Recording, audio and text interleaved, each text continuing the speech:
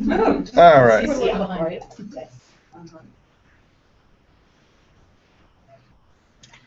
Okie dokie. So let's see if we are. Hey, we are live. So hopefully some people will join us online to watch it, but for right now, there, I've got the question engine open up on my computer. So hopefully, that's odd that it's doing that, but okay. Whatever. It is being odd. Well, thank you all for coming. This training is basically for all to kind of give everybody an introduction to. It looks like I've got audio. All right. To basically give everyone an introduction on what their mail client can do, and what they can, what tools and opportunities it has. So we're just going to go ahead and start off with the mail page here. And yes. No, I'm just checking to see what you have. Yeah. So this is, the standard, as generic as possible mail page. We're going to start with the compose window, since this is where a lot of your tools are going to be. First thing, you'll notice that it kind of takes up this side thing here. If you want, you can expand it to the full screen, but it really does obscure everything you're doing. But if you hold down the Shift key and mouse over the little arrow there, it turns into a pop-out arrow, and it will pop out into a new window. So you can then move this nice clean window around to your Word document, to open up other emails, so you can kind of have it separate and watch everything else. It's pretty handy in here. Now we can go ahead and start adding some people to the message. I'm just going to go ahead and add them. However, I don't want all of this to go to them. Some of them I want to be CC'd, and some I want to be blind CC'd. Just go ahead and click on the CC and BCC. It'll add them to down here, and then you can just move everything around. So you don't have to copy paste. You can, and especially if you're doing a reply, like a reply all, this also works. So if you want to kind of reorganize who gets what in what format. So yeah. Now, also, you'll notice that we've got these user widgets that pop up when we mouse over their information. So like Jeff Baker, he shows up, it's got this thing called 2 circles here. What this means is that he has a Google Plus account, and I've grouped him into 2 of my circles, friends and people I follow. Dee Dee here, though, only has add an invite listed. This means she does not have a Google Plus account. If you are going to do anything with Hangouts, this is the key. If you are going to do a Hangout with someone, they need a Google Plus account, and the best way to check if they have a Google Plus account tied to their email address, because it can be any email address can have a Google Plus account, then all you have to do is check, mouse over them, and if it says add an invite, that means they don't. Cam Pierce here, again, has Google Plus. Actually, let me go ahead and let's just go ahead and uncheck that. And so Cam would ask for add to circles. This means that they are in Google Plus, you just haven't grouped them. If you are going to be hanging out with people regularly, it's a good idea to add them to your circles, just because that's where the contact list autofills from. So if you are going to, like I said, this is mostly for Hangouts, but that's what it is. You said to add them to? To a circle. Okay. So just, click on them, choose a circle that you want them a part of. So work. So there we go. So that just makes it way easier for you to connect with Hangouts with them. Down here we've got the emails button. We can click that, and it just does an automatic search of all emails that you have had with What did that you person. click on? That what button? All right, let me go back to it real quick in the compose pane. So we've the emails button. Oh, okay. We've got the contact info, which will take you to their contacts page on your thing, so you can make sure it's all accurate. You can add a phone number or other information. And the nice thing about that is if you have your Google account syncing to your smartphone, that contact information will also sync down. So you can actually manage their information within that contacts page, and then it will propagate to your cell phone. I have a question. When you hit email and it shows all the conversations, does it also show deleted ones as well, or just ones? All of your conversations. Once you delete mail, it kind of goes away. So, but archived conversations will still show. So, yes. Now, if you do want to start a Hangout with them and they have, some sort of Google account attached to that email address, you'll get this video call option. If they have a, somehow their address is connected to a Google, if they're logged in, you may get this chat option. Also, you can spawn off another email just straight to them. You also have the option to show in your chat list, but we will get into the chat list. So I have her set for, let's go ahead and set, actually let's do Jeff. Jeff is set for always show, so I can open up a video call, I can chat with them, I can email. Oh, I think since I have his phone number attached, I think it says call this contact, but I don't think we can do that because Google Voice is disabled by PSU. But the icon's there. But yeah, if it was able, and I can't do it now because I'm streaming this through our Hangout. I already have Hangout already. It'll open up an audio Hangout and connect to his landline. So, but yeah, so that is the contacts. Down here at the bottom, we've got all of our formatting options. They're pretty basic. You've got your, a couple of font options, a couple of size options, coloring if you want it, some alignment, bulleted lists. The nice thing is that you can, control the indentation between them. If you want to, copy information from another source, and you want to mark it as like quoted, you've got the quote. So, feels all. I can then select it, hit quote, and it marks it like it would a quote from another email. It puts a little bar there and indents it and whatnot. Now, if you copy something from another source, like a Word document or a web page, it can bring its formatting along, it can go all crazy. We've got this little T with an X, kills all the formatting. It just puts it to baseline, and so it gets rid of all the formatting. Also, in Chrome, I'm not sure about everywhere else because it's inconsistent. But if you do Control-Shift-V when you paste, or choose paste as plain text, it will also strip out formatting. It's just a handy thing all over the place. What was that last one? Control-Shift-V, or if you right-click and it gives you the option to paste as plain text.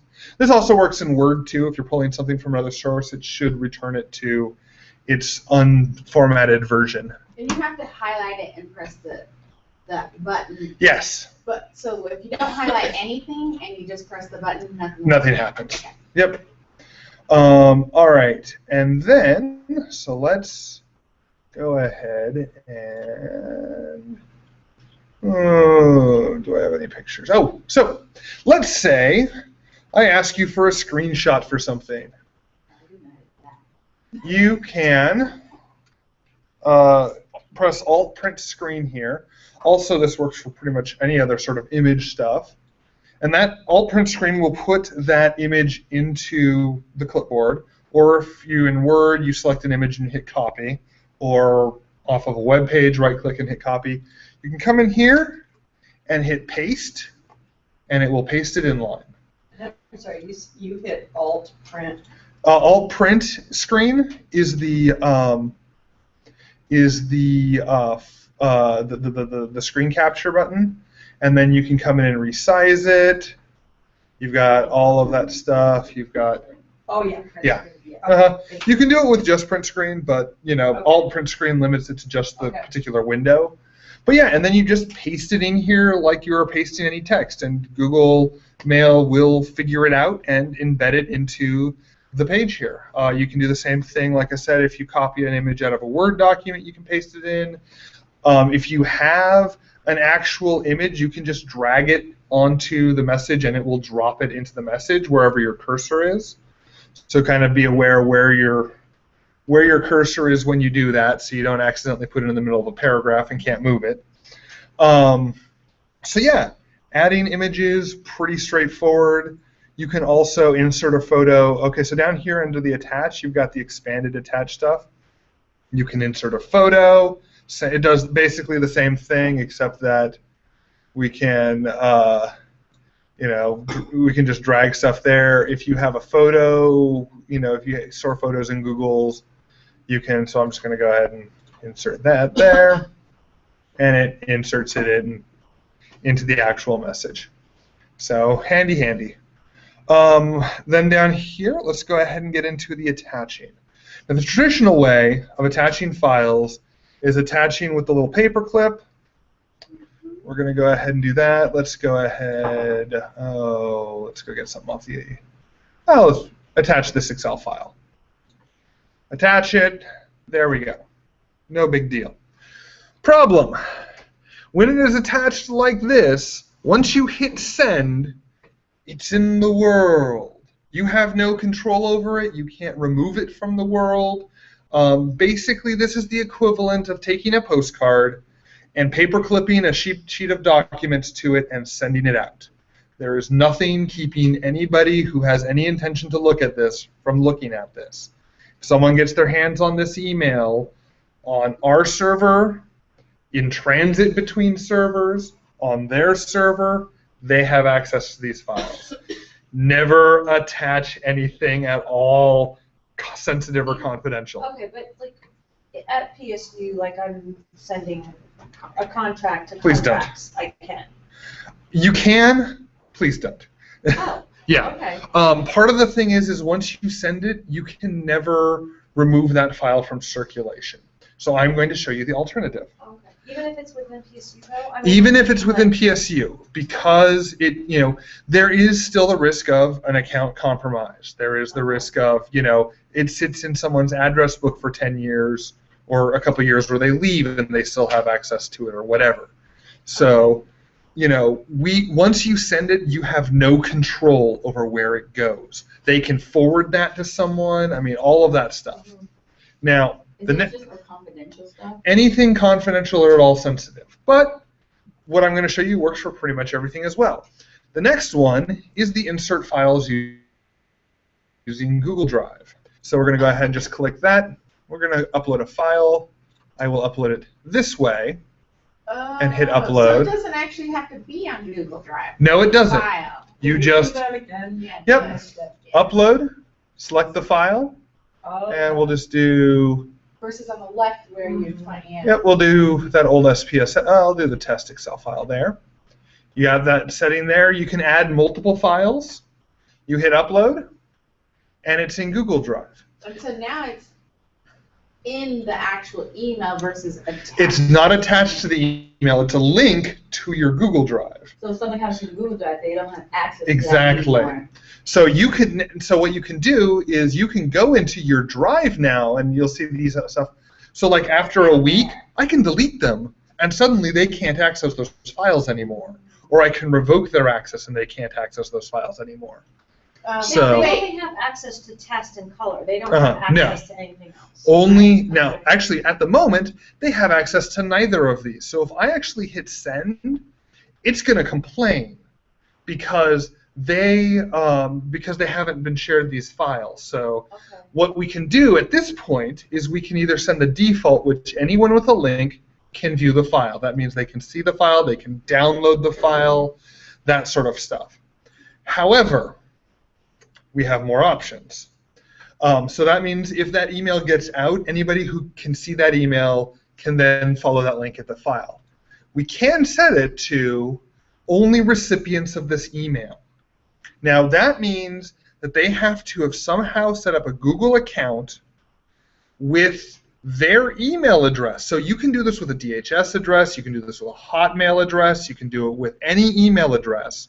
All you do is go into Google Drive, set up an account with a password attached to that email address, and you can send files to that. You don't need a Google email, you don't need a specific Google account, you don't need a Google Plus account, you just need in Drive, and actually, let me go ahead and, so if we just go to, actually let's do a new window, incognito.google.com. You can create an account here.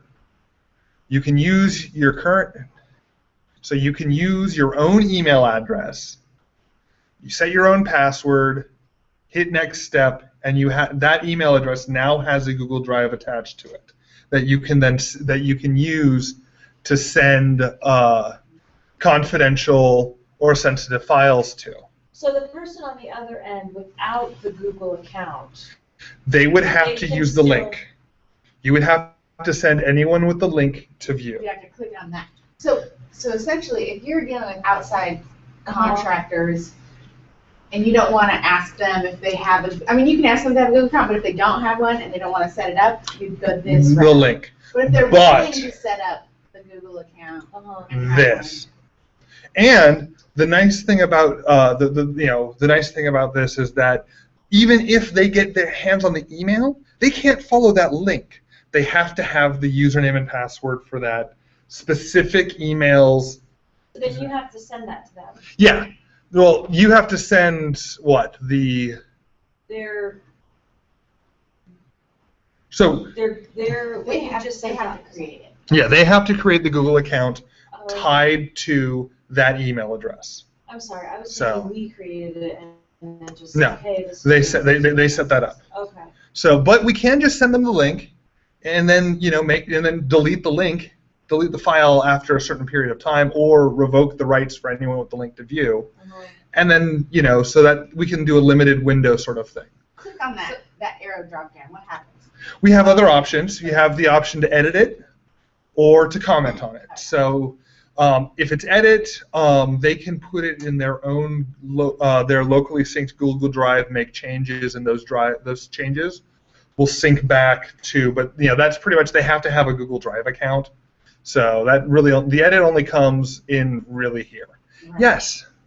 So okay, so the top one, anyone send it to someone, they can forward it to others, and they can use it. Yeah, exactly. The other one they can't. I mean, they can't forward it. It wouldn't work. Okay. They'd forward the email. They would get the link, but since they don't have a Google account, and that Google account specifically hasn't been given permission to the file, it can't go any further. So this is a great way to transfer confidential files over email, except for files containing HIPAA data. This is great for confidential, except for HIPAA, because we can't guarantee where these files are stored geographically at any given point in time. But contracts, confidential, anything like that, if you need to transfer it over email, this is the way to go. Yes? Okay, if we send, I guess with either of those, and someone wants to save it to their computer and they save as, will it do PDF, will it do Word, or what? It'll do it in whatever format it's already in. So if they could just save it and then re-upload it. Yeah, they could save it and re-upload it, but it is no longer. Okay. You are no longer in control of that file. We are no longer liable for that breach. It is now their liability for that breach. So yes. So this gives them the option. If it's a Word document or a PDF, it'll give them a preview pane, or an image, it'll give you a preview pane with the option to download. And then once they download it, it's theirs. So yeah. All right, so we're going to go. If I receive that and I want to keep something, I need to act on that quickly. Because you'll click the link and then you'll just drag it into your drive. Leave it in my mail. Yeah. And honestly, it does. And the only reason. How does it really make it safer? If she's but if she's getting it and she's like, okay, I want to save this, so I'm going to download it and save it, then she still has it to. She does have it to distribute. But it's just But sort of the getting there. It is the entire getting there is secure. At that point, it's her responsibility what to do with it. But the entire getting there, we can guarantee it's secure. Beyond that, if it leaks, it's her responsibility. It's not OIT's or PSU's or Google's.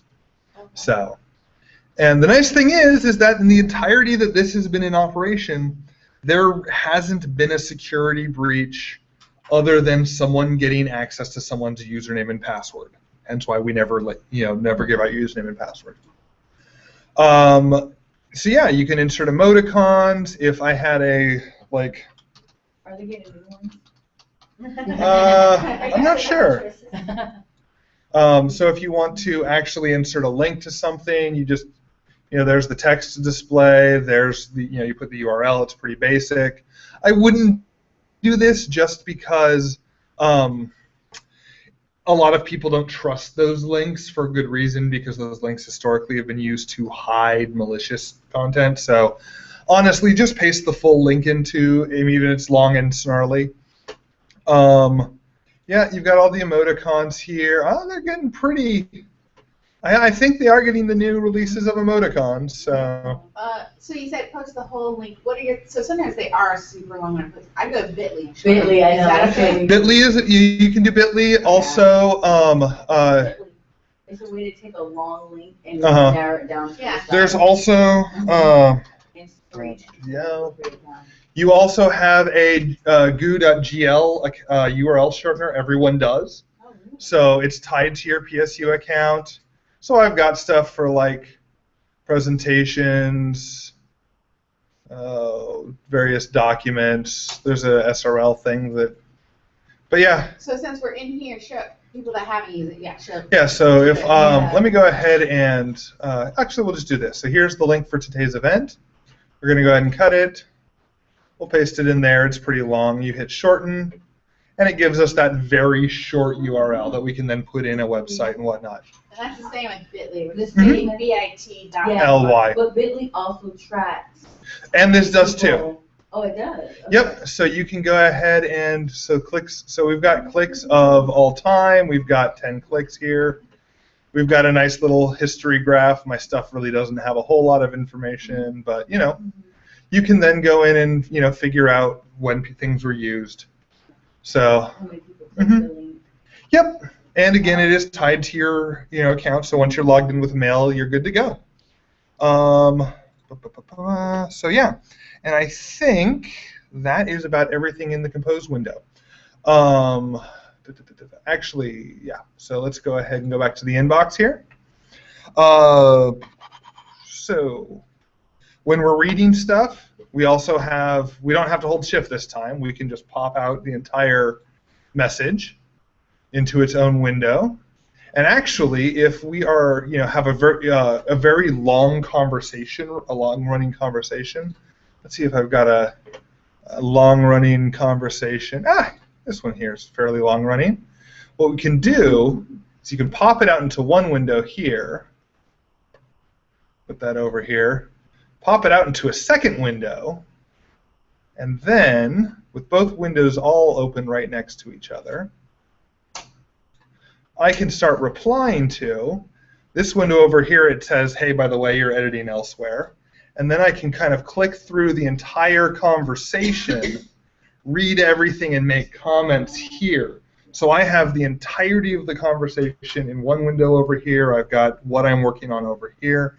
And so you can get everything at hand. And the nice thing is with this way, you can have multiple email exchanges open, you can have multiple documents open, whatever you want in those other windows, and be able to do that. So the pop-out feature, really handy. Also, let's go ahead and pop back in. Say a pop-out. Then we've got our buttons up here.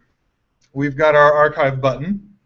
Pretty What does that even really mean? I don't understand. Archive is great. Yeah. Archive. I haven't used it yet. Okay, the archive button is, I may someday want this again.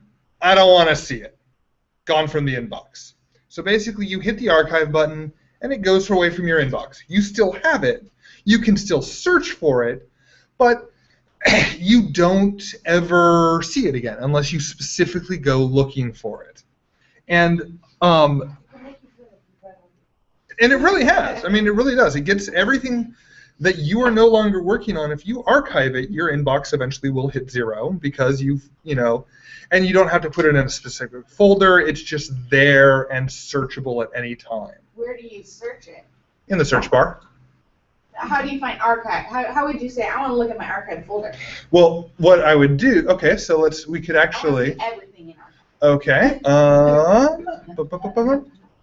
She doesn't trust us. yeah, you just choose all mail. Yeah. No worries.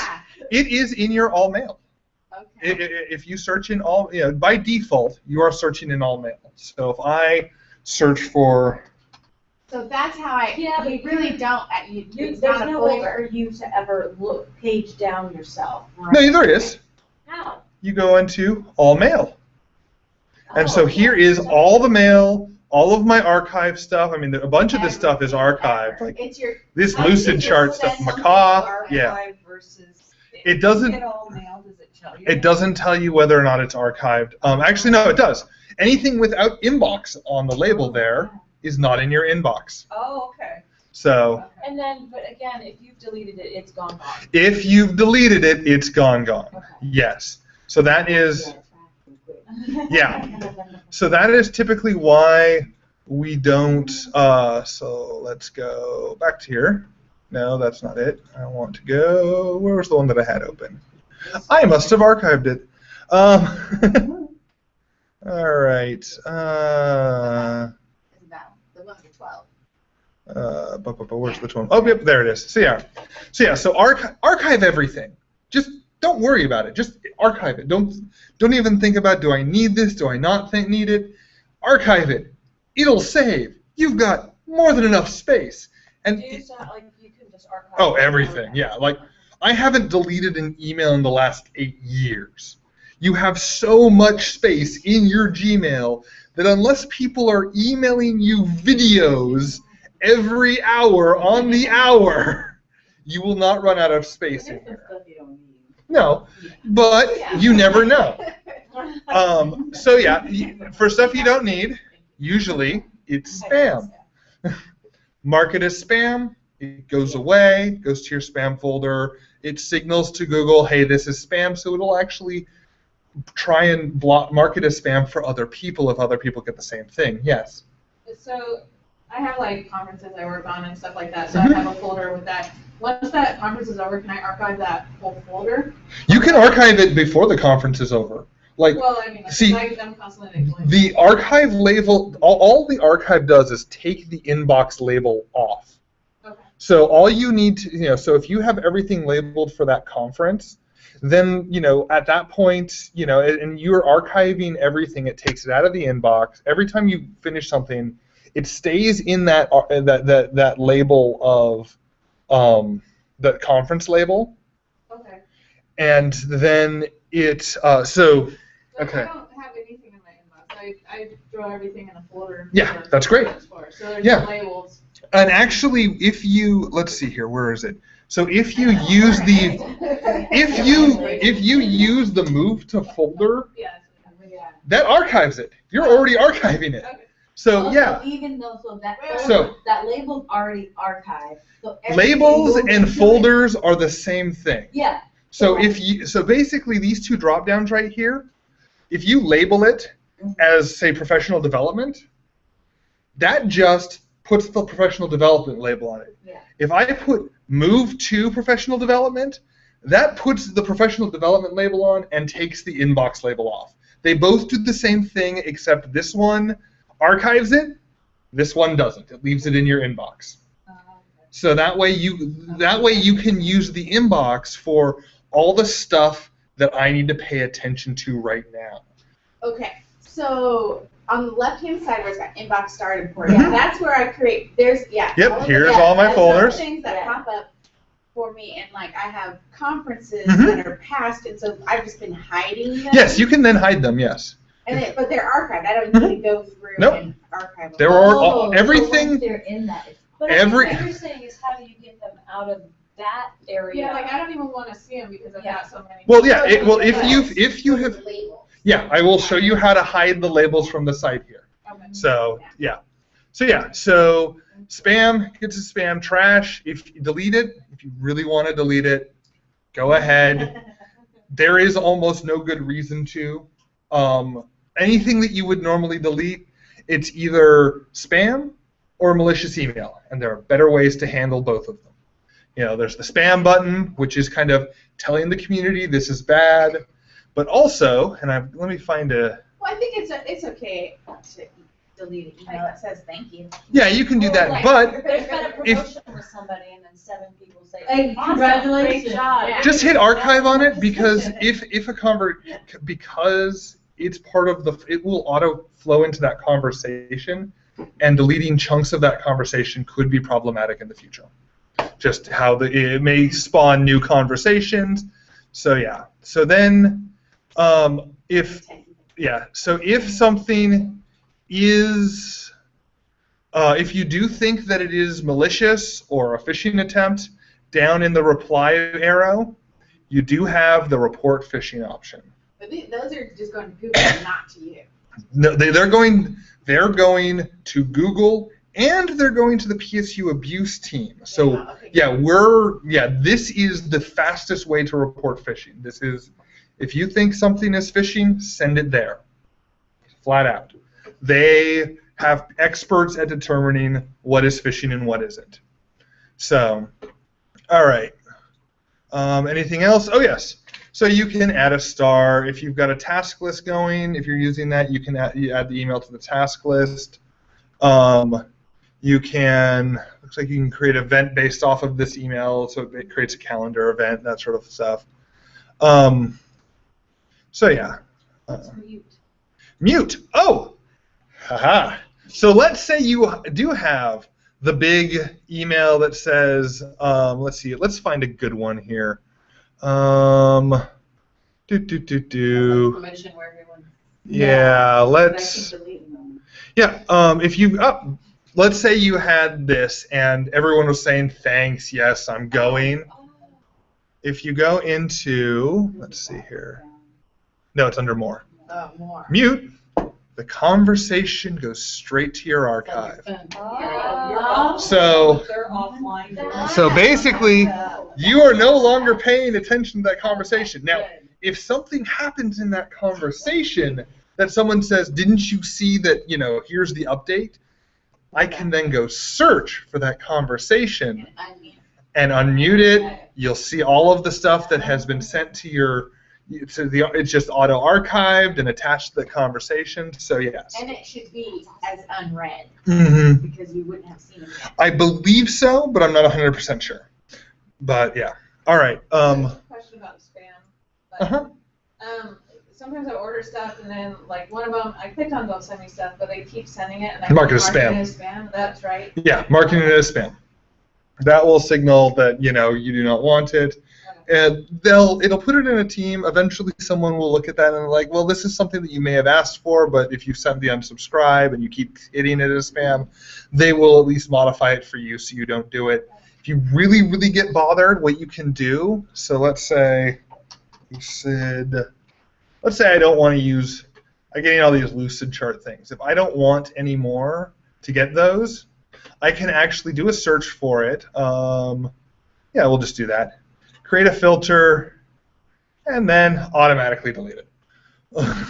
Or, now this is actually pretty cool. So if you have this is great, because if you have a conference or a message group that you don't need to follow all the time, you just need to make sure you get all the emails, you can tell it to skip the inbox. Just go straight into, if I want everything to go straight into professional development, skip the inbox, and then E-newsletters and things. Yep. And then hit create filter, and I'll apply it to all other conversations. Hit create filter. From then on, all email that meets these search requirements. You've got a lot of options here. So if you want, You could even put who it's from. Exactly. Any email from them. You could do. You say it archives it? Mm-hmm. Now. You can't. Well, it depends on what you do with the filter. Like I can set it to not archive it and just apply the label, so it's there. So I'll see it, I'll read it, I hit archive, and it goes out of my inbox into like the conference folder automatically. Now it goes into the side folder. Mhm. I can click on that side folder and it will be there. Exactly. Oh. So any of the labels, it will do that. Now, So how would you know if it's there? Does if you that- notice, I've got like 512 unread that are that come in from the OIT filter. Oh, so I've you'll got see a some number from, there, like, meaning you haven't Here's read. all the e-quotes that I get from Dell. Some of them are specifically printer ones. So I mean, I don't have a whole lot of filters, but when I do, you'll get the little side things. But they don't show up in your inbox, and they don't show up in your your unread code. And like I said, there is a lot of this is just the most basic of your search options. So actually, not that. This is the you could specifically have stuff that is specifically in your read mail, your unread mail. You can anything here. You can specifically make searches. So if I have I want, let's see here. Let's go for everything in OIT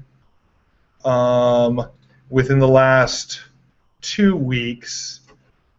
I can create this. I can even just hit the search button, and it'll give me that. And it actually gives me this really nice up here, the whole search information. So I can actually save this URL as a bookmark, and every time that I hit that bookmark, it will run this same search. It'll be the last 2 weeks. Exactly. It'll always be a fresh new refresh on the search. So if I want to do this, I think I can do label OIT has, I think it's yellow star. Let's see if that's it. Yep. So here's all of the ones that I have starred.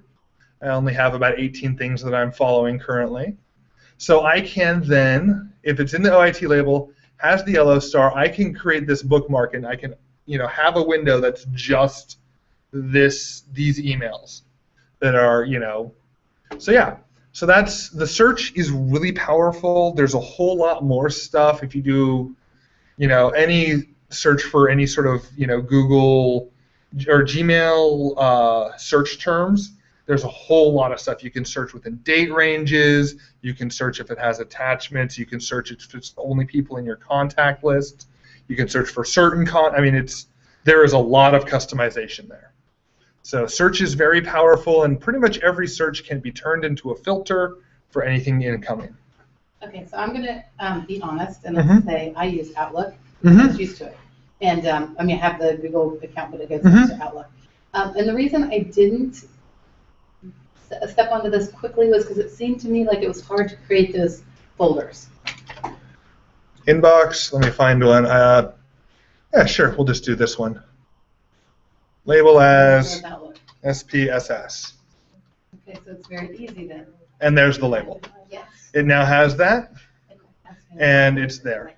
And any time where you have the option to choose a label, you have the option to create a label. So if I wanted to do a search for everything that I've got within this SPSS renewal check-in, create filter within this search, I can apply label, Yeah. new label, and I can create a new label here. So pretty much anywhere you have the option to choose a label to apply to something, you have the option to create a new label. Can you also do it on the side? 'Cause that's Show, really- Yeah, that's show where- them the that's generic. Yeah. So here, I always do it on the side.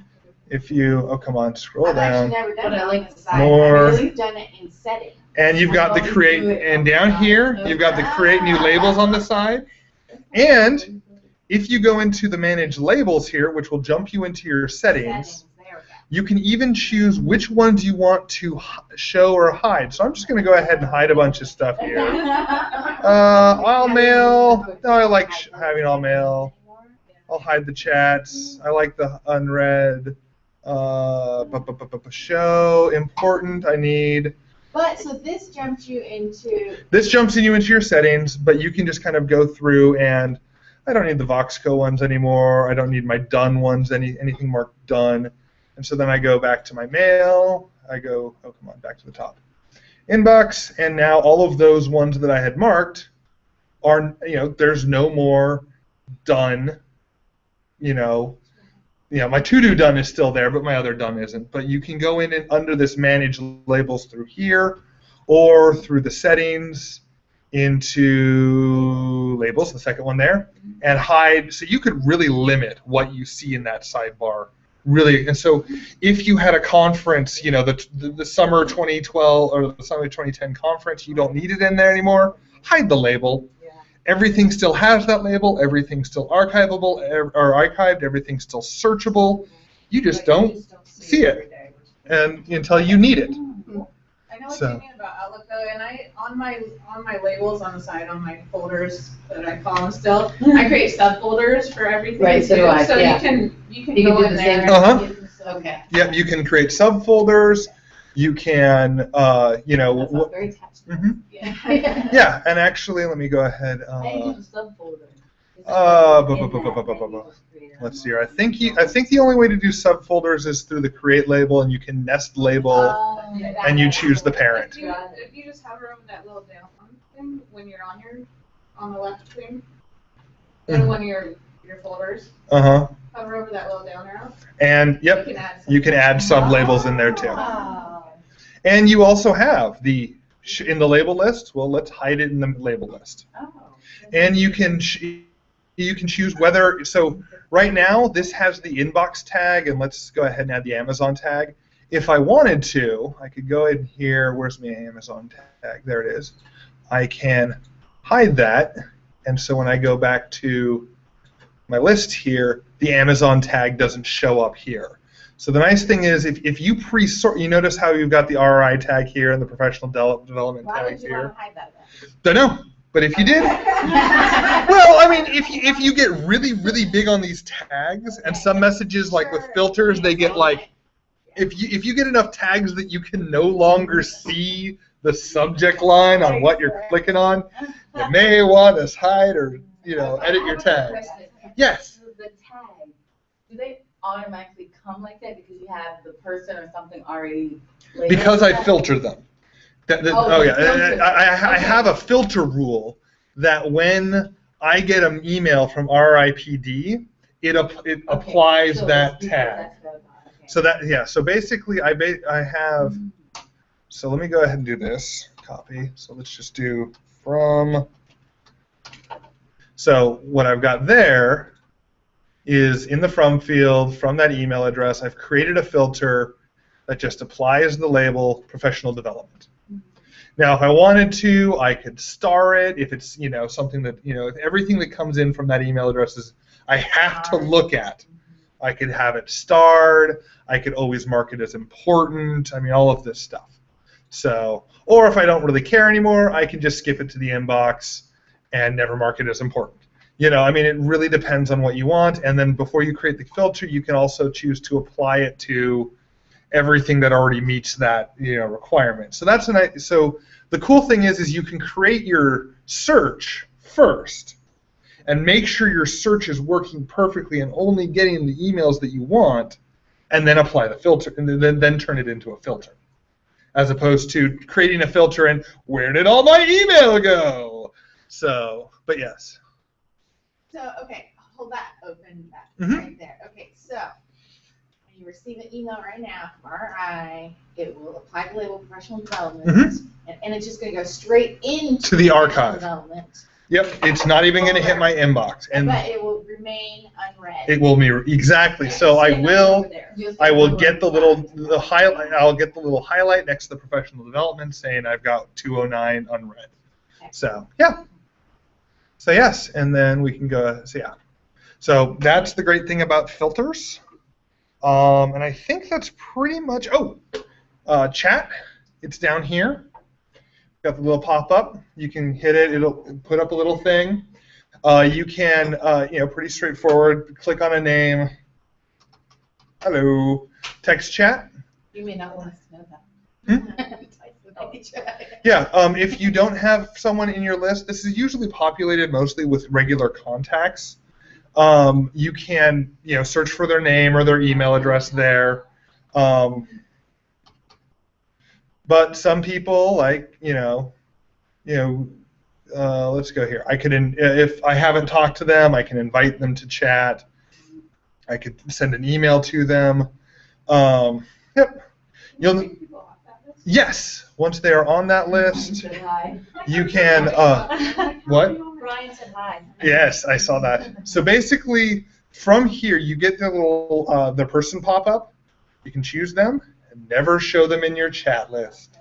So they will never show up there. And if you want, you can hit block, and they can never see you in their chat list. Quick sort of rundown. You've got the different icons. I've got a chat window open with Brian. Diane is available, and she can video chat. Jeff is not available, but if he was, he could video chat. They're not online, and these people haven't accepted my chat invitations. And Tabitha doesn't work. She's obviously not online. So there is a gotcha. A lot of people have email aliases here at PSU. They will not work to connect. So I have John Barnett here. He's not connected. If I scroll up, I've got John Barnett here, but it's the different email address. Kind of like Kristen. So some people have a canonical email address, but then their commonly used alias. If you're having problems with connecting over chat, that's probably why. So yeah, from the chat, if we want to expand this into a one-on-one video hangout, we can. If we want to expand this into a one-on-one call over the computers, we can. If I wanted to, I can add John. Over the computer. Basically, your microphone and speakers. It's one-to-one. It's one-to-one. Yeah, okay. You can't conference this way. So basically, access to that? Yeah. If you have a microphone on your computer, so you may need to get a headset or a webcam, but yeah. But we don't have those. You can get them.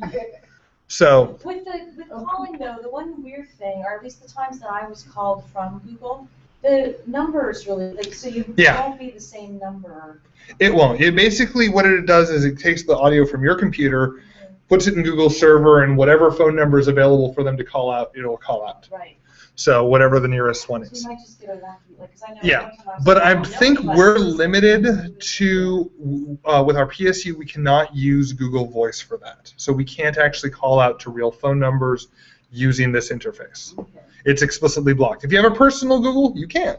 But so you can go ahead and add more people. You can mark go off the record. Technically, all of going off the record means there aren't any logs of your chat. Oh. Do not rely on that.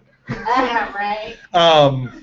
Technically, PSU by default has all of the chats off the record. It's one of the reasons why Hangouts are kind of weird on certain mobile devices, but don't rely on that. So yeah. So yeah. What would you describe Hangout as? Just like it's video conference? It's a video conference. It's Skype. Okay. It's Skype. And actually, right now, I am using Hangouts to record this whole presentation. So, Hangouts for a one-to-one with no special features, no document sharing, no screen sharing, no chat, no funny hats, nothing like that. You can do without a Google Plus account. But if you want more than one person, if you want to be able to do screen sharing, if you want to do document sharing, everybody on the call has to have a Google Plus account, hence why having the, figuring out whether or not someone has a Google Plus account by that, add in invite option or whatever is important.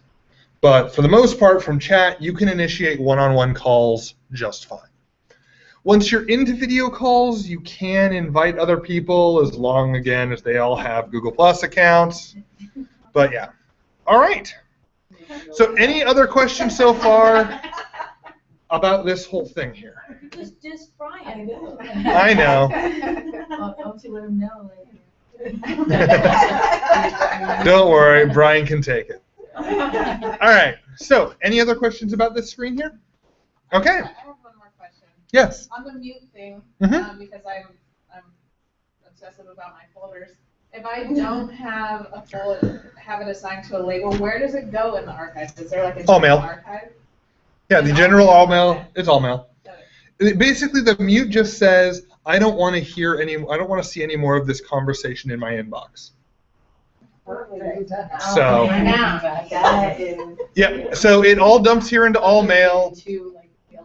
No, in my lock, I've been home time, I'm like, Leanne, did you really? Yeah. Like, hold on, let me go check. So yeah. So basically, pretty much everything in this sidebar, even like the sent mail, the only way that it can tell something from sent mail, it's been tagged sent mail by the system. I mean, literally everything is in all mail.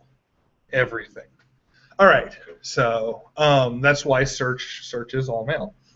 All right, so let's go ahead and get into some of the fun stuff we can do in settings.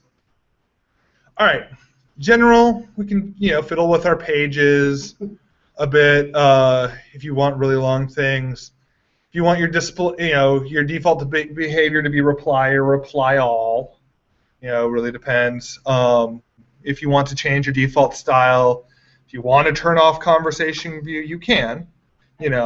What is that? That's the grouping of everything. Yeah. So I tend to like it because it keeps all of them in that same place. I don't have to go looking for messages.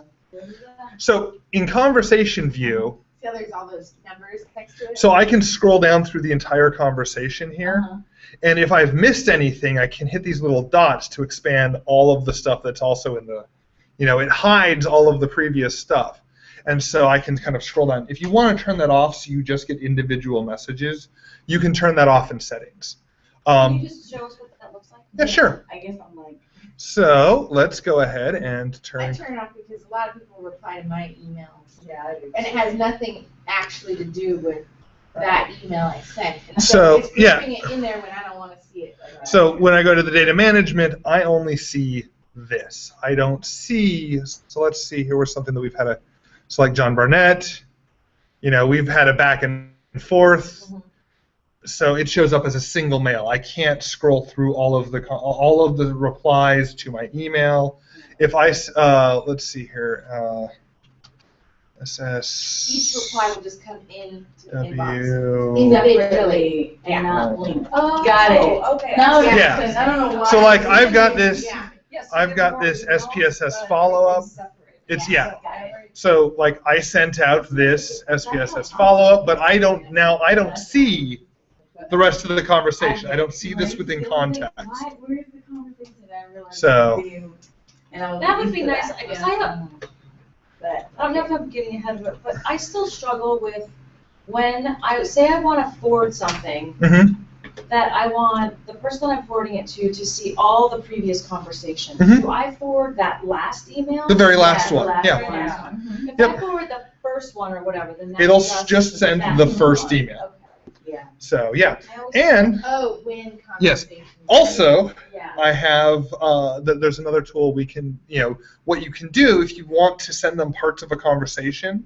You can just copy the conversation and paste it into the message, and then mark it as a quote. So you can actually, using that quote functionality, you can go through and indicate that. And there's some other stuff that we can do as well that's really fun and handy, that you can send things on, you can forward things way late in a conversation if you want to include stuff. It So. doesn't have to show them everything. Mhm. Okay. So yeah, I prefer conversation view on because if I send out the SPSS renewal thing, all responses to the SPSS renewal thing are right there in that one place. So I like having the send and archive button as my, when I hit send, it stays in the inbox or I can hit send and archive, sends off, it goes out of my inbox. I don't have to think about it again. So you've got also the option to have different stars. By default, everyone has 1 star, which is the yellow star, but you can add as many as you want. And if you don't like say the 4-star, I don't want the little checkbox here, but I do want the little arrow, that forward on. You can drag them around. You can, choose, or you can just set, I want all the stars. So yes. Oh yeah.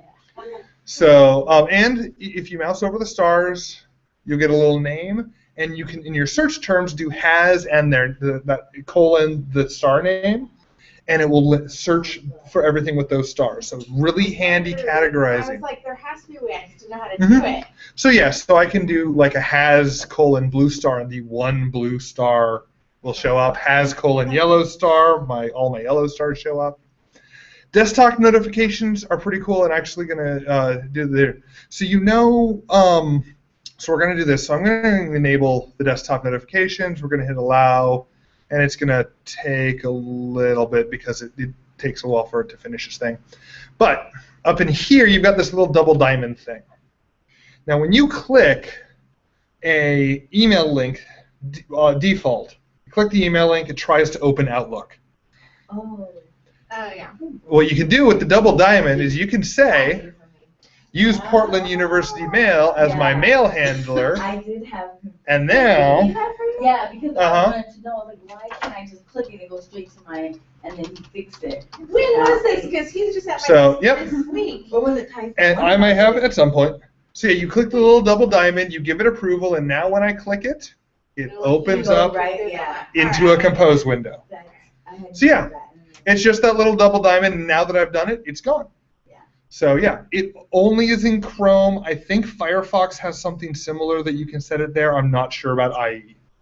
So well, let's see if the chat notifications, now they're not showing up yet. So basically, desktop notifications, I believe this only works in Chrome. But when you have chat notifications on and new mail notifications, when you get a new mail, it'll pop up a little window down here that says you've got a new mail. Let's go ahead and... Does that only happen if you're on the page? Like, say if you're in another... No. So like if I go elsewhere, if I've just minimized this window and elsewhere, the notifications thing will pop up. And like I said, it's going to take a few minutes for it to all figure itself out. But that notifications thing will start popping up while we're going. Little notifications that say, we've got a chat notification. Should I send you an email?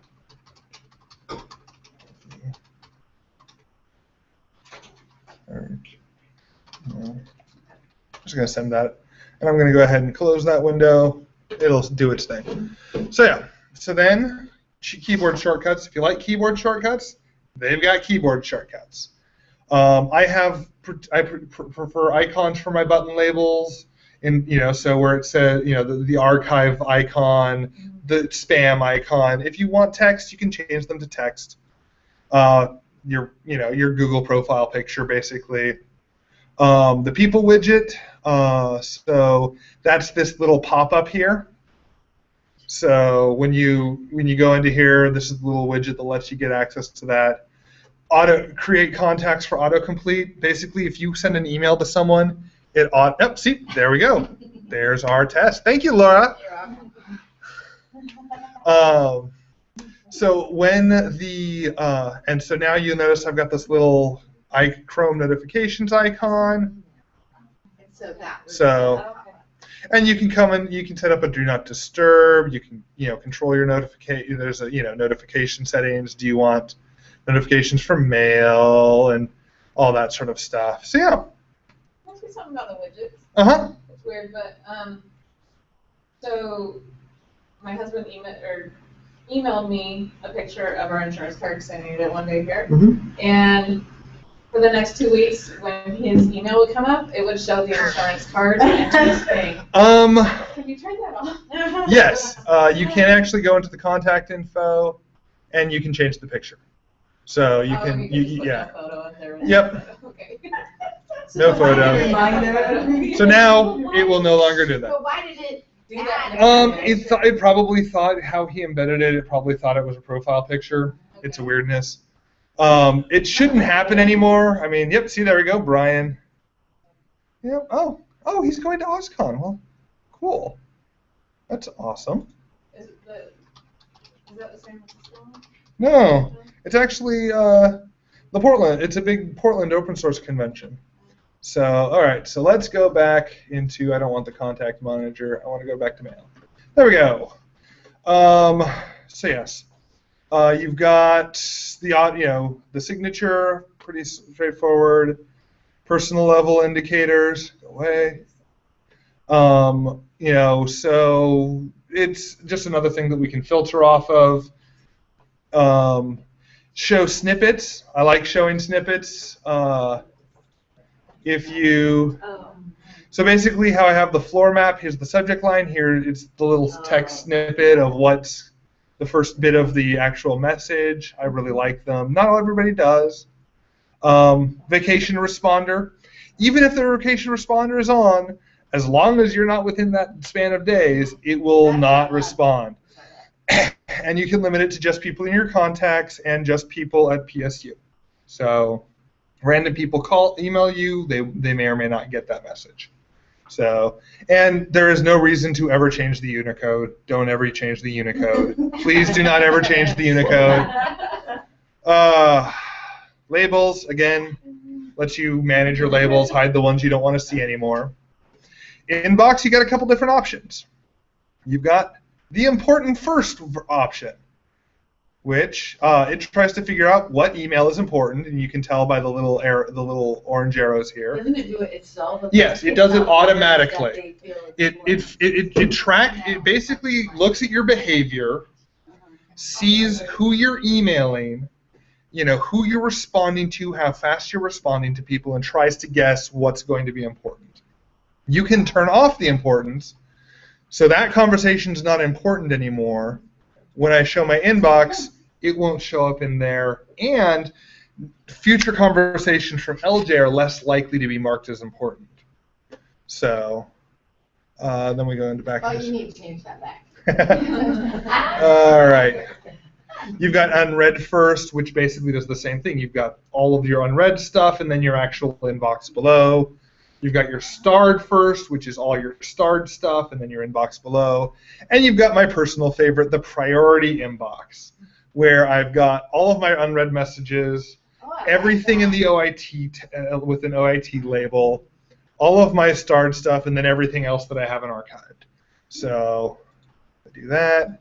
So that's how everything automatically. So here's my unread section. I've got all my OIT stuff. So if I was managing a conference, I could make that my second section, have everything just skip the inbox, go straight to there.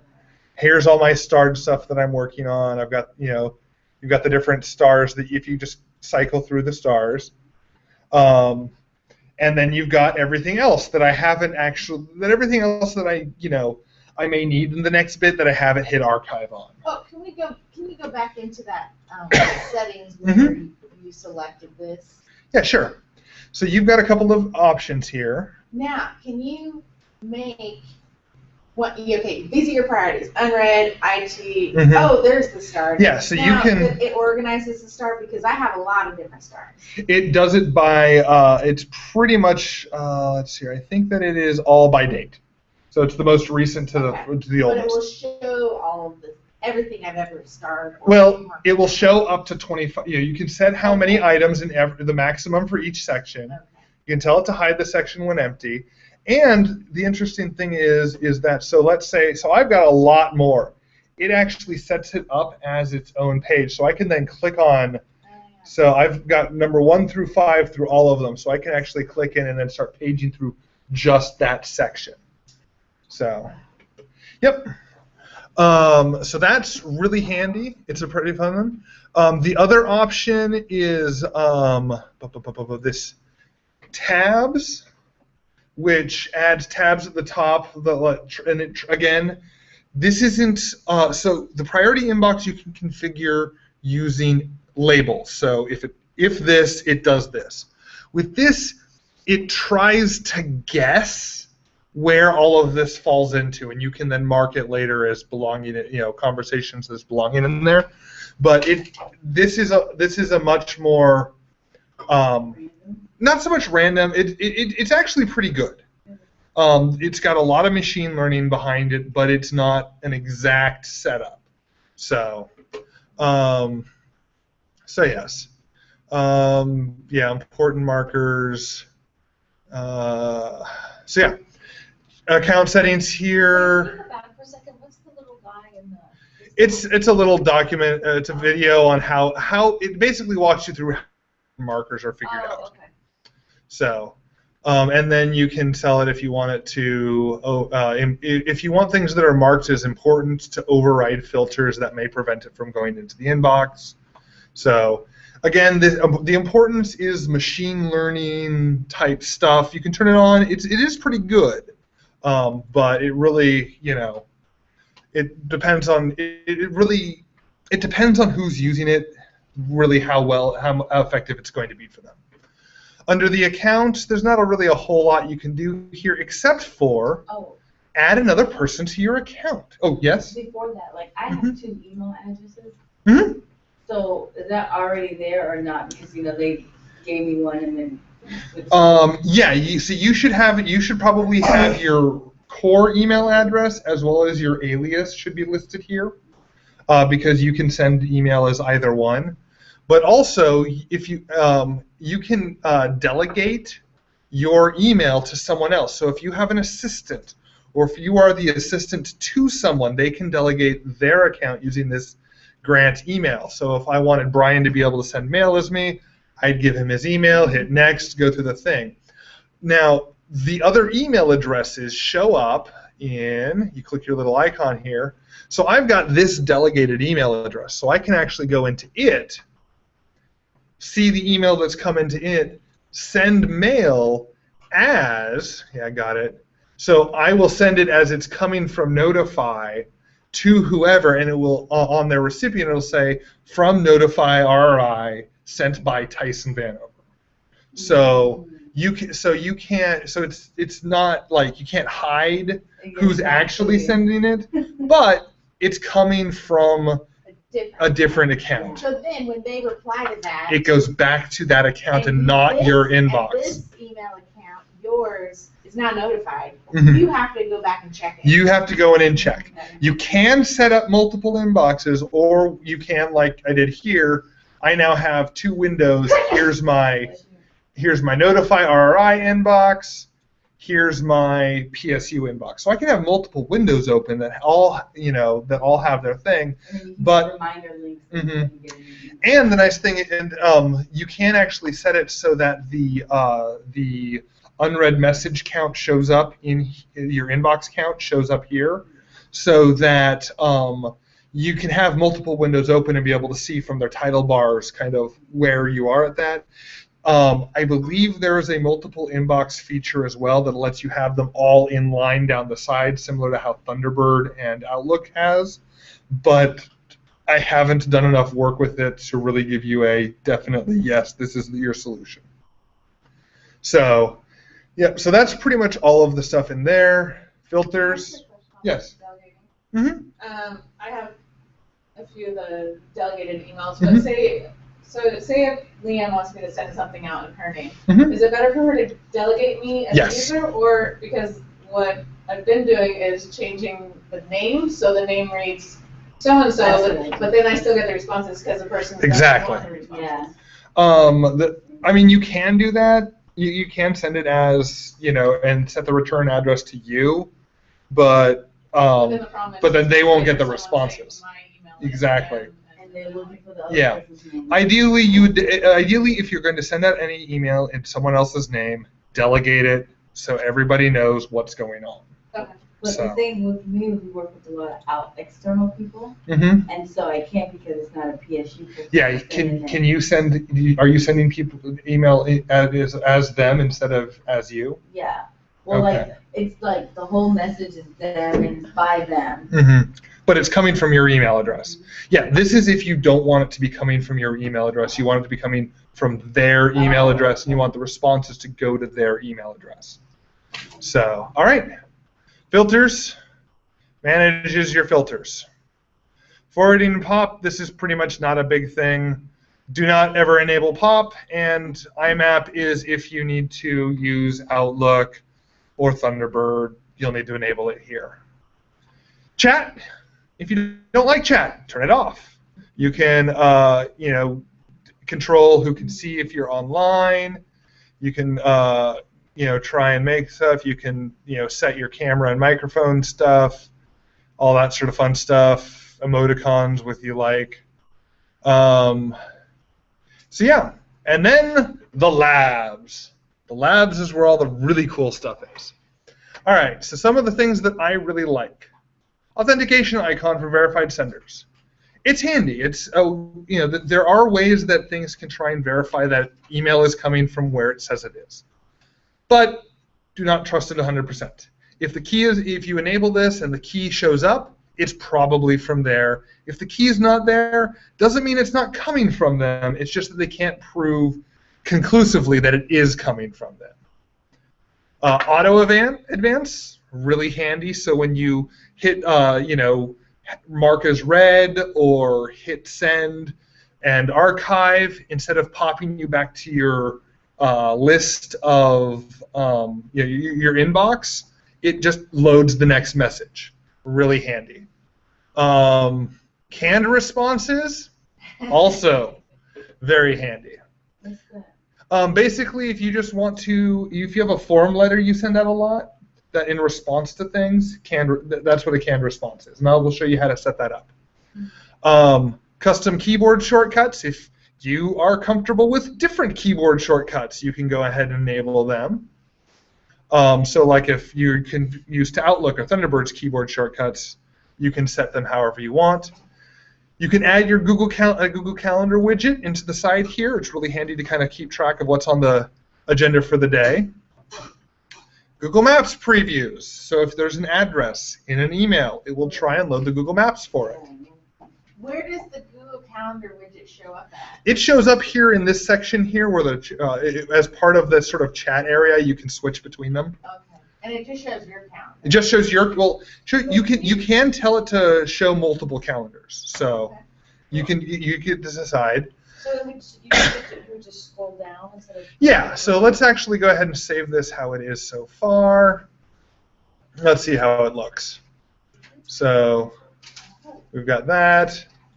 We've got the Google. I've switched to the Google Calendar gadget. So here's what I've got so far. Here's tomorrow.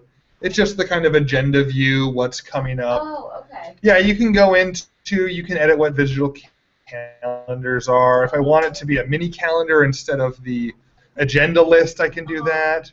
I can switch to the day. I can add a new calendar event quickly, whatnot, right there. Very handy. Sometimes I'm like, If you put the time, date, and the title of it in that little quickly thing, it will automatically parse and try and figure out all that information. So yeah, so that's really handy, but it does kind of conflict with your little your chat thing there. But let's go back to labs. What else do we have? All right, Green Robot. Basically, if they are on an Android device, it shows you as that, so you can tell if they're on a cell phone or not. It doesn't tell you differently if they're on an iPhone or whatnot. It just shows up as normal, but whatever. Can be handy.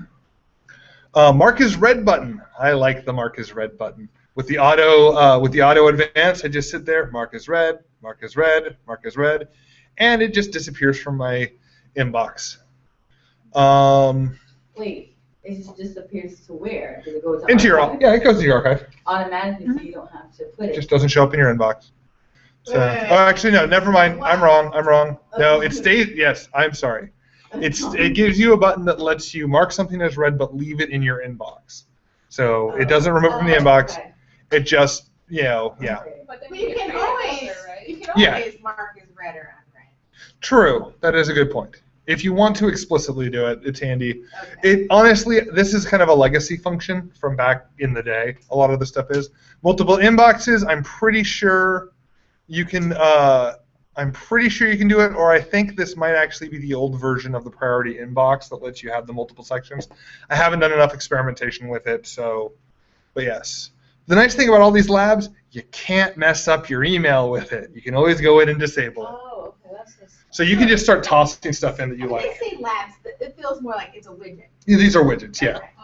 Yeah, most of this stuff has been around for almost a decade now. Well, not a decade, but yeah.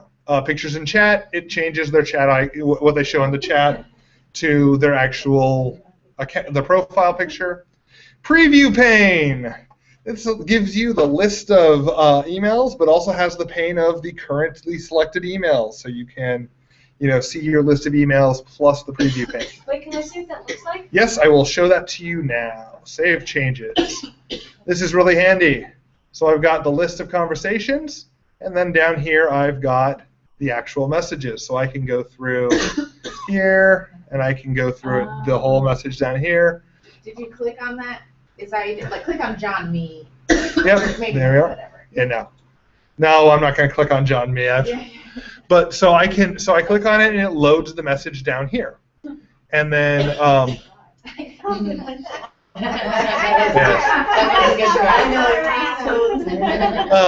and then it adds this little menu item up here where you can toggle the split on and off. So if you don't like the split, you do like the split.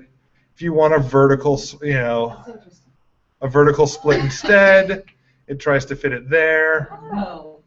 So. I kind of like that. Some people like vertical, some people like horizontal. On the tiny screen, I like vertical just because you don't get the weird scrunchiness. Right. Settings, labs. All right, so then after that, we've got quick links. So again, if you have a couple of saved searches that you want to go back to regularly, you can enable this quick links. It adds a little quick link section into here. You can click the quick link. It jumps you into that saved search. Or if you have something, Picasa preview. If you're using Picasa and you get a link to a Picasa image, it'll auto load the image. The quotes. Oh yes. Quick links. That just puts a little section over here that gives you the ability to put bookmarks in the thingy. Okay. Instead of a folder, it's a bookmark. It's a bookmark section, yes. Which is one of the bookmarks could be a full search or another website or, That's good. Okay. So if you want your mail page to be your end-all be-all homepage, quick links is really useful. Because if you want a quick link, if you want the shortcut to BandWeb, all that stuff, and you don't want to have the address, the bookmark bar at top every time. So yeah, the quote selected text is pretty cool. You select the text in a message, you hit reply, and it automatically quotes just the selected section. So. Can't you do that already in the email part? No. Different. So let me go ahead and not enable So that's that. different from the quote thing when you're. Yeah. Yes. So let's go into here. So if I reply to this, it's quoting the whole. It's got the whole message in here. Right. Okay. But if I only want this line, and I hit reply, and I expand, see, even if it quotes the whole thing. So let's go ahead. Nope, that's not what I wanted. Oh well. Settings, labs, and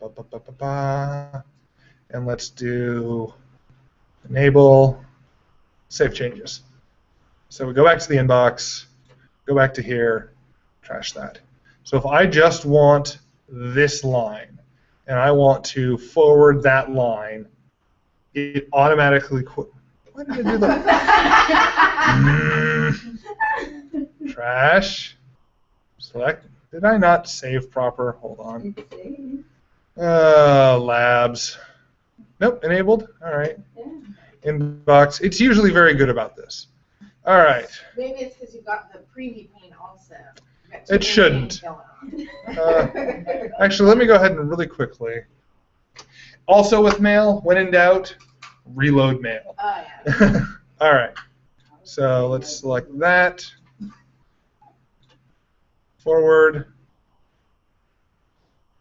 That's weird that it should only be doing the. All right, let's trash that. Do you have to do something like once you've selected it? Yeah, maybe you got to write. No, you should just only. Yep, there we go. Hit reply. It's not forward. Okay, redo that one more time. So yes, so all you do, it's only reply. I don't know why it's not doing it for forward, but whatever. Okay. So you select it, you hit reply, just that section shows up. That's good. Yeah. Yeah. And then you can go ahead and change this to forward. No, it does the whole thing. That's weird. Huh. So yes. only. Maybe it's separate in there. Yeah, I think Maybe it's you separate, just- but you can maybe change just the change addresses. email address. Totally. Yeah. You can manipulate the address all you want. Yeah. All right then. What else do we have in labs that's fun? Oh yeah. I like doing the right side chat. I will show you that. And the smart labels, that's if you've got the tabs up, that's what this is for. It lets you do stuff. Also, undo send. Ooh, yes. You can set a timer that says if you send a mail, it will wait 20 seconds or 10 seconds before it really sends it. So you can go, wait. Now, if that sends, it can't pull back that mail. So if you send it to someone and the time passes, there's no way to prevent them from receiving that mail. So just be aware of that. You can't recall Recall is not a consistent standard. Basically what mail recall is asking the server, please, pretty please, with the cherry on top, don't deliver this message. That's it. And whether or not the server supports that, whether or not the server's configured to allow that, a lot of people don't even allow, their server supports it, but they won't allow it to do that for various legal reasons. So yes. Also, the unread message icon is nice because it updates the little message icon up here with the count of unread messages in your inbox. And it's only unread messages in your inbox. So if you filter them out, they don't show up there. And if you get a lot of Yelp emails or links to Yelp reviews, it will auto include the Yelp reviews. Yeah. So now the chat moves it over to the right side since I've got a large list. So that basically leaves this side for my calendar and my labels. Here's all of my stuff, and then here's my chat. And so that's kind of how I kind of distribute everything so I can see everything that I might need at any point in time right at my fingertips. Now, just to be crazy. So, you know how you have, you can do the preview of the chat. Mm-hmm. You click on email right now. Let's go to the... Yeah, I'm looking for that. Mm-hmm. All right, okay, not that one. Now, what if you did it the other way? Vertical split? Yeah. Because That's crazy. There you go. If you have a wide screen, this is perfect. I mean, most everybody with wide screens, this is the ideal because you can see that. So yeah. But also, I usually use, because I have the second screen that it's a wide screen, but it's tall. So I have the tall screen. So the horizontal split works much better for me. But yeah, so yeah, that's pretty much everything there. I feel like this should be part of like orientation to start. Well, So- You know, I'm like, I've been here almost 6 months, I'm just finding out, you know what I mean? Like, Now, in the mail drop down over here, just these are a couple add-on bits. You've got this tasks thing here, which if you want to have a task list, it'll pop up the task list. You'll notice that you can pop it out and whatnot, and you'll notice that in the is it in there? No, it is. Let me go into here. More. No, that's event. I thought there was a task option in here. There was earlier. Oh. Huh.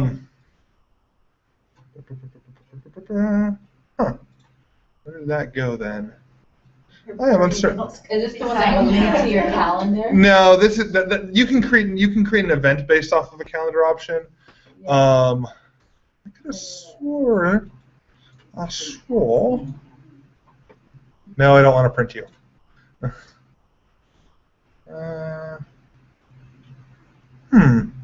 I don't know where the task icon went.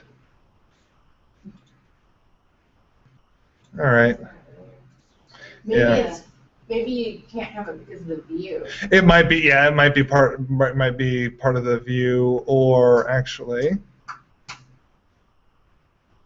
yeah. Anyway, but if you do want to have a task list, there is a task list. It's got checkoffs and all that sort of fun stuff. And then also, if you are using your either your PSU Google or a personal Google account on an Android phone, you may want to go into the contacts here and kind of get them organized, cleaned up, and whatnot. Just so you, you know, by default, everyone you email gets added to other contacts here. You'll need, you know, if you want, you can move them into there. Also, you can create contact groups. So like, doot. You can create a group, or you can add them to an existing group, and then you can just send an email to that group. You just type in the name? Yeah, so I could type in, let's go back to mail. That's pretty much a distribution. It's basically a distribution. Yeah. So test 3. Yep, so there's, Yeah. See, But I've it's always just- gone into that's what- groups yeah. and created it Uh-huh. that way, but you don't have to. yes. Now, How well, many okay, people can you have? as many in the group. Like You're gonna run. 125? No, because if you send out if you send out an email to 125 people, you'll get blocked as spam. Okay. So this, and also these What about 30? these groups are only in your email address, and only, you know, I wouldn't go over 15 to 20, but if you can do more. Also, and let me go ahead and, yes, oh, actually, I was going to show you. So if I wanted to do this, I have my, down here in the bottom right, I've got my canned responses. So here's all my canned responses.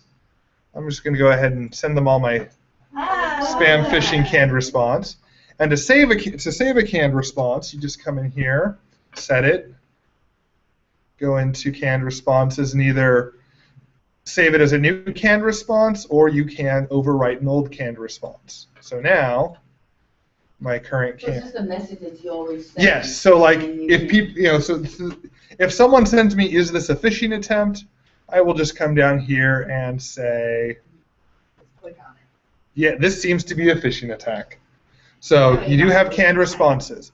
Also, for if you're going to be sending mail to more than like 15, 20 people, or you're sending mail to people that you don't want them to each have each other's email address, we do have the ability to do mail merges. It's Email merge. email merges. So yes, so I'm going to go ahead You can't and just BCC? BCC again There's is limits the on the number. there's limits on the number. How much is it? 'Cause I just sent one. I big think one it today. also, it'll get kicked back It'll to you. if it blocks. Yeah. So some people filter them, and again, BCC is please receiving server, please strip out all the names here. Most servers do, but it's not bulletproof. If someone who knows what they are doing, it is possible for them to get who was on the BCC list if they receive that message. So, or it can be possible. I think there was one time, I don't know if it was here, like Mhm. but there was an email, and I was able to read. It said CC and then BCC, and I was able to see all Yep. those people. I'm like, that's Yep. interesting. So I've got, let me see if I've got my draft still here. Let's see here. Let's get rid of that draft. I don't want that. I don't want those drafts. So I've got, discard. There we go. So I've got this form mail that I've got hello, I've got the name, I've got the key, whatnot. I can now go into Google Drive, create me a spreadsheet. Let's go email, name, key. And then I've got an add-on. You would want to go into the get add-ons. Get yet another mail merge, and hit the add button. So let's go. I'll just do this. LJHM. U. LJ. So there we go. So what I can do is I can, add all of that, do a whole long thing, and then go to yet another mail merge, start a mail merge. The recipients column is the email column. Hit save. And we're going to use the SPSS follow-up draft. from Tyson Hanover. And let me go ahead and send a test email. So you can send yourself a test email to see if it actually, if all your formatting is correct. It sends you the first increment, and then you can go back, add-ons, start mail merge, And then it auto sends. and then send emails. And it auto sends, and it makes sure to space them out so it doesn't block you with spam and all of the other stuff. So, yeah. That is kind of cool. Okay, What Yeah. is that? This is in the Google Drive Google Drive. in the spreadsheets. So yes. Okay. And it's an add-on called Yet So Another what if Mail you Merge. just had a regular email that you're trying to send them, like a flyer or information for something? Just put all the email addresses down here and send it. You know, create the draft that you're sending them. Uh-huh. Put all the email addresses down the list here. So you don't need to put the name or anything? Nope, you just need their email address. Uh-huh. I put the name because I had those custom fields in the draft. Okay. Oh. Because I had the the name So field and the key So you field. go and you create your draft first. Uh-huh. And then you go into the Google Drive, Create your list. create the list, and then add it on. Mm-hmm. And how did you insert that? Yeah. That's the Yeah. curly brackets or You just the make double it- You brackets. just Yeah. write it yourself. The double brackets. If you have any questions about it, you can go into here under help. It kind of gives you the Okay. syntax there. It's pretty straightforward. And also, you'll notice you've got, let's see here, what do we got?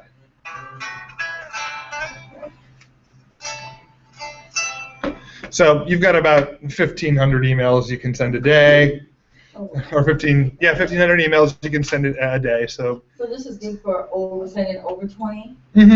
pretty much anything over 20. If you want to avoid spam filters, this is great. And it basically replicates the same functionality that you got in Outlook and Word working together. How do the emails, so like, when I've had to send them out for a group, I've used the VCC. But then if it doesn't actually go through, how will it come back to you? Will each come back separately? Each or will they come still- back separately, Like a but fail? They'll be, but if you have them in conversation view, they'll all be in the same Same conversation. Yeah. So like I go to my sent mail here. I did this a couple of, let's get rid of this. Would it say like delivery fail? So, Or would it uh-huh. say to no? So it would, yeah, you just get the normal delivery failure. Okay, because I knew the address was right, Mhm. but it said it came back. Well, sometimes their email box is full. That's how it was, Also- and everybody else went through. Also, Mhm. sometimes if they're in a government agency, their firewalls. Sometimes we have to tell our Uh-huh. grantees to unblock if it says at pdx.edu because they're blocking Uh-huh. us because they think we're spam for some reason.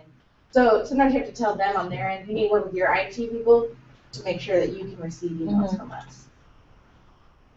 So yeah, so basically it will show up each one individually. They'll go into your sent mail. It will be a big conversation. It'll show up as a conversation in here. So I'm just trying to figure out where is the big SPSS one that I. So can you save those, the mail merge, like if you have a list, Mhm. you can save that whole list, let's say you're gonna send Yeah, it out monthly. You can just save it as It's in the actually drive, yeah. it's auto saved to your drive. If you don't want to do it from here, you can using it instead of you can import your contacts from a group. So I can go into my test 3, import contacts. Let's see what that does.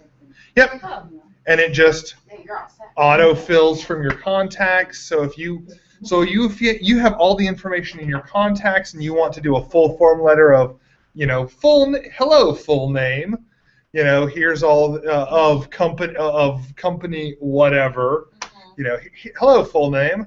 Thank you. We are ever so thankful that DHS continues to work with us going, so you can do all of that stuff. So that is really handy. I'm going to do one more thing. Yeah. If you are not already using Google Drive, in self-service, you can install the Google Drive app.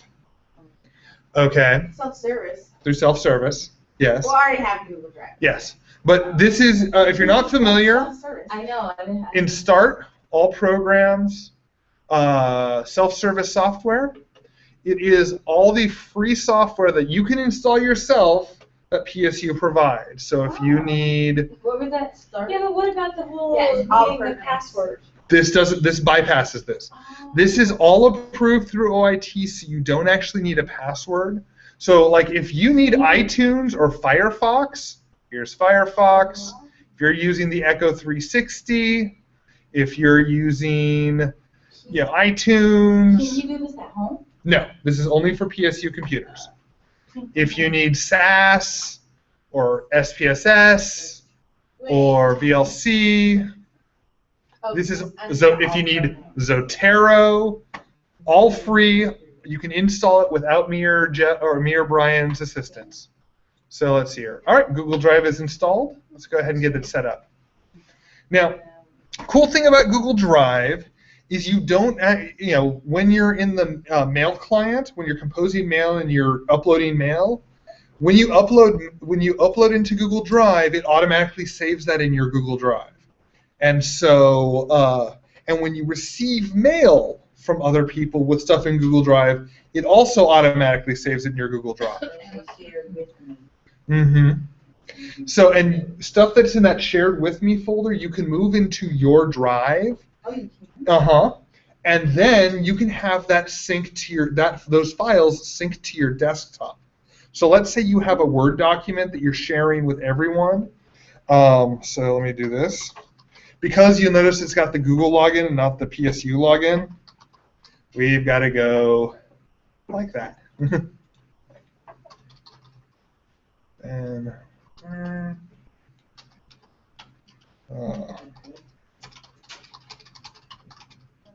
Oh my lord. it is a secure password, and it is an an excessively easy to remember password. So, but yeah. All right, there we go. I'll go ahead and tell it to send crash reports because, good citizen. And this is a computer that I don't want all of my Google Drive onto, so it'll always sync your root Google Drive folder down. So when you go to Google Drive, whatever's right there. But I can say, well, for this, I only need the initiative map. That's a project we're working on together. We're going to sync it. We're going to automatically detect, and we're going to go ahead and hit just start sync. And then it'll open up the folder. It'll start to go, and there we go. Here's all the stuff. So Google Drive, is that actually through internet, like Chrome or Firefox? No, this is not through any web browser. This has the exact same functionality as Dropbox, in that you put files into this folder, and it puts them up. You edit files in this folder, it syncs it up. And everybody who has who has that file in their folder here on their desktops, it will automatically download the latest version for them. So if, let's say, we were all working on... But what you've just done is on your...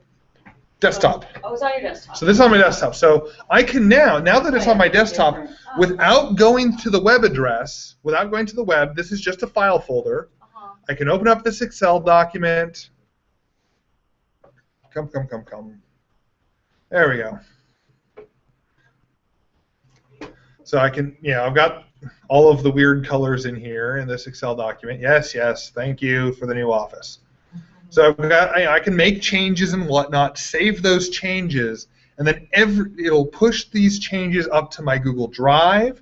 Everybody who has this file in their Google Sync folder, they'll get all of my changes. So this is great for collaborating. And again, we can use this for anything except HIPAA data.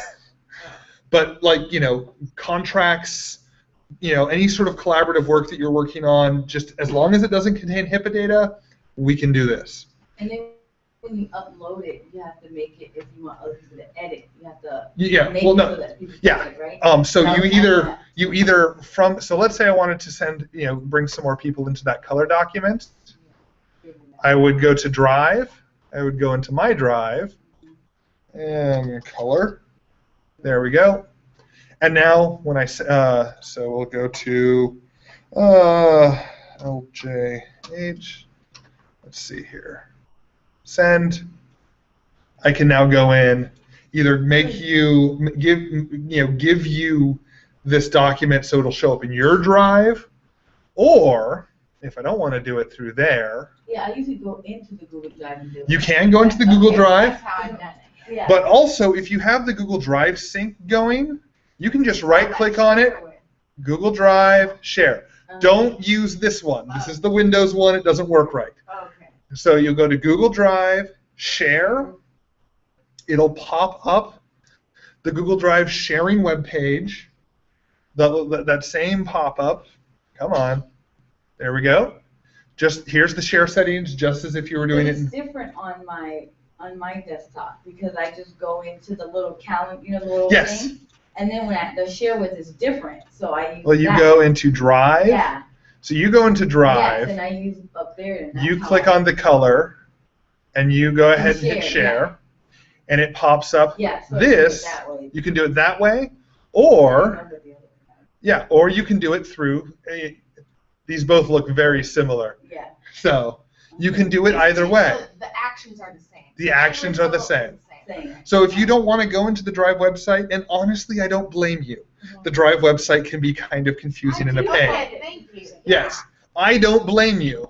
So yes, Navigating that. so all right. Because the reason why is like, you know how when you share, No, I haven't done a Google Drive You training. haven't? Oh, you know when you share, so like see the little next to the little Uh-huh. the X and the square, whatever those things next to it, which says Word, Uh-huh. PDF. So one time I was putting something on there and I wanted people that I was trying to share. I shared it with them, but what happens is I didn't change it so they could edit it. Yeah. So they couldn't change it. So every Yeah. time I add something on, I make sure that it's Yeah, editable. double check. Yeah. Double check. Oh, see that? how do you see Yeah. that? So right now, so let's say I add LJ. LJ. So right here, by default, you can edit, you can comment, you can view. So if you share it, So she's Yes. sending it as view. if you share it in Drive, the default is edit. Yeah. If you share it in your Email. if you share it in your email, so Drive, test, insert, send. Oh wait, hold on. So we do LJ.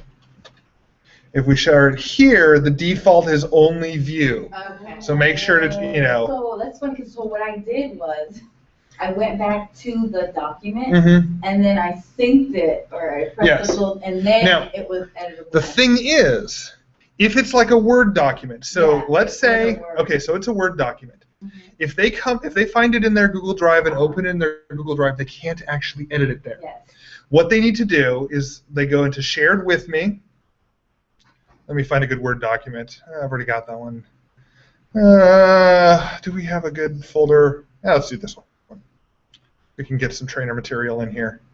So this is a document that's shared with me. I'm going to go ahead and just move it into my drive. Oh, cancel. No. What? That shouldn't. No, I want the shared with me folder, not the MCB fourth floor safety. Fine. Put it there. How do we do this? All I did was open with, I think it was. Oh, whatever. I'm going to move it to my drive. Oh. So we go to my drive, and now, I'm just gonna, yeah, What was the name of it? I forgot. yeah, fire safety, so it's probably F. MCV. It's probably an M. So, and now I've got, let's see, oh, it's not. Maybe you have to close it and then grab it. No, it should be showing up here. Yeah, no, that should be coming down. Pause, sync complete.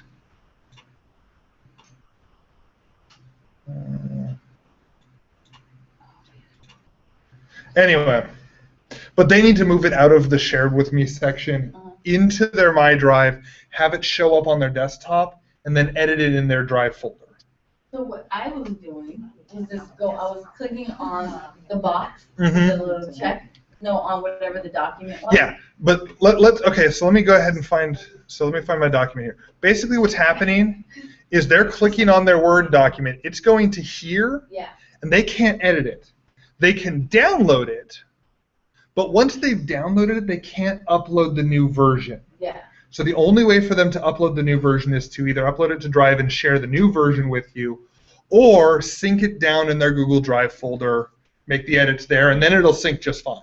But I changed it so it was editable. Mhm. So I changed it for them since they didn't have to do it because I didn't know. Mhm. So I just hit the check button and then went up to the little corner. And then when I hit the sync, it made another copy in a NAT form. So I would just do that every time. Okay. But So I mean, you do have them available, and again, all of this, if you have any questions or help, Brian or I will come a running and we will get you set up. And FYI, So. on the shared with me, if you go into that folder, because a lot of times we get these emails and they're shared documents with us, but we don't ever actually really need.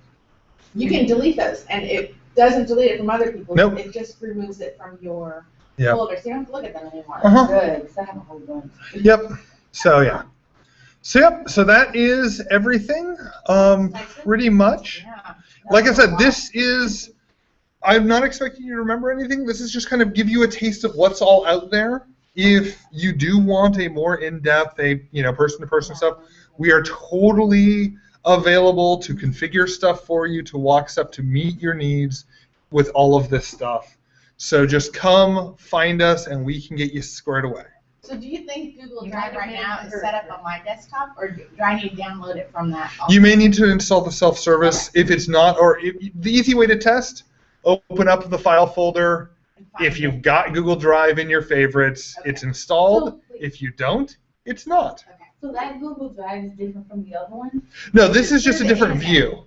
So this is a desktop folder. So this acts just like My Documents or the iDrive or the H Drive, whereas I can But it actually lives in the cloud. It actually lives in the cloud. So in here, I have an audio file I can play from here. I've got Excel files I can edit. Between this and the other one that we were The other one, from the web interface, Yeah. unless it is a specific Google document, so if we go into Drive here, unless it is, so like, I can't open I cannot open it's just, we've got this audio file. I can't play it from the website here. I can't edit this, I can't open this. I can't edit it in here. I have to first convert it to a Google Drive format, then edit it once it's in the Google Drive format. So, yes. Explains so many things. So syncing it down allows you to edit it and make changes to it without converting it or anything like that.